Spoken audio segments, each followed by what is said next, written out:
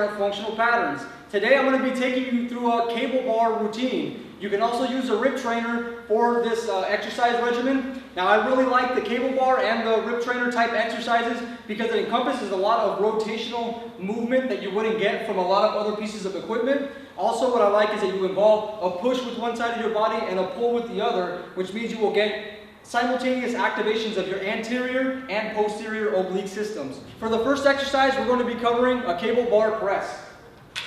From there, I'm going to be putting my hand right here on the end of the cable bar, and then from there, I'm also going to put my hand about 1.5 feet distance from the cable bar on my pushing hand. So this is my pulling hand here, this is my pushing hand. From there, I'm going to stagger my stance. My left foot is going to be back, my right foot is going to be forward. Then I'm going to fire the left arm forward in a push and just use my right hand as a pull. Keep that navel drawn in.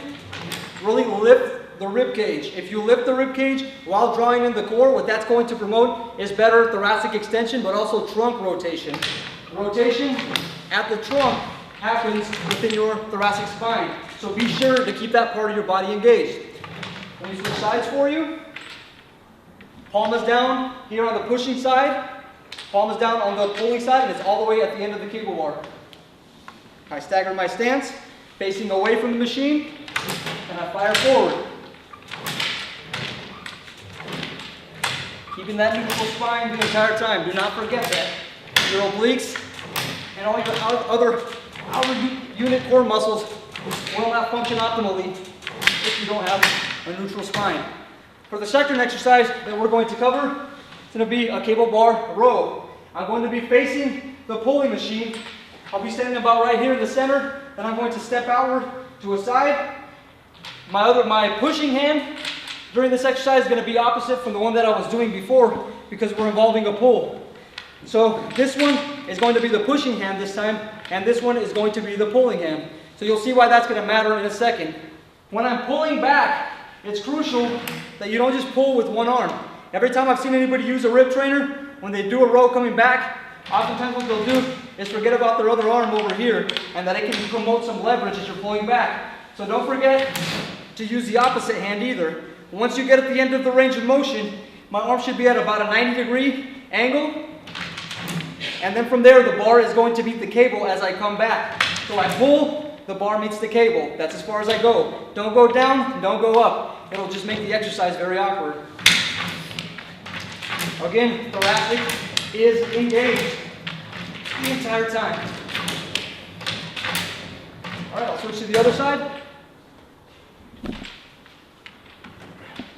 And once again, I stand in the center. If I'm going to pull with my left arm, I'm going to step over to the right. Palms are both down.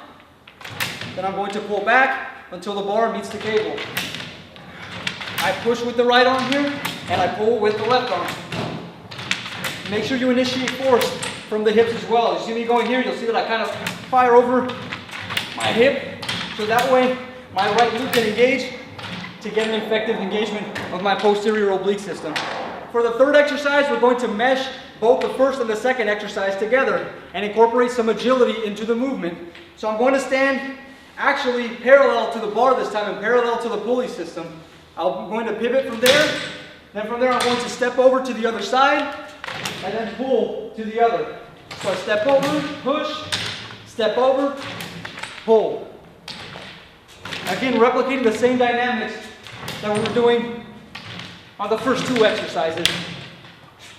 Once you get good enough at it, that's when you start incorporating rhythmic explosion through the exercise. Notice that when I come from here to here, I'm taking a big lateral step to propel the motion. Give me some momentum to carry the weight over from there. I'll switch sides for you guys. Okay, my body is parallel to the cable bar and the pulley system. I push, step over, and then pull.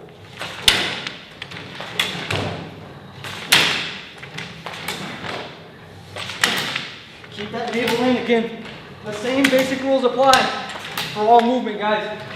These are universal laws that you're going to need to follow if you expect to do the standing core exercises the way that you would like to. All right, those are the instructional parts of this video. Now I'm gonna take it for you guys in real time.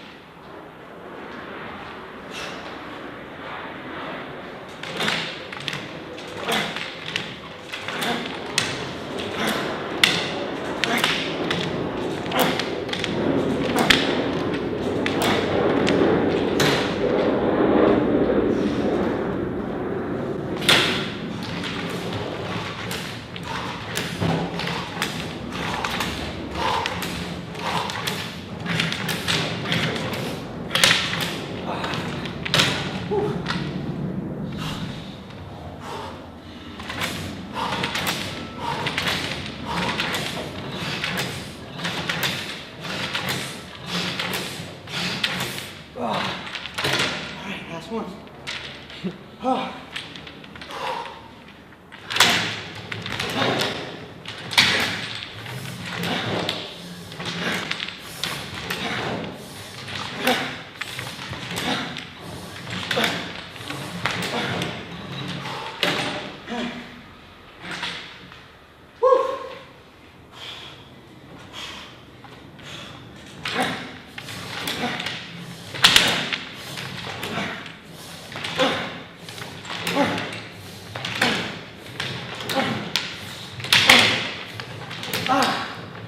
Oh, holy crap, that is tiring. Very tiring. All right, that is a standing cable exercise routine for your abdominal systems that I use with this cable bar. Remember, you can also use a rib trainer if you don't have a pulley system or a cable bar available at your disposal. If you like this video, be sure to visit my YouTube channel and check out my library of videos so you can get a better understanding of how you work with your body, or you can visit my website at functionalpatterns.com. This is Naudi Aguilar reminding you to live intentionally and not habitually. Take care.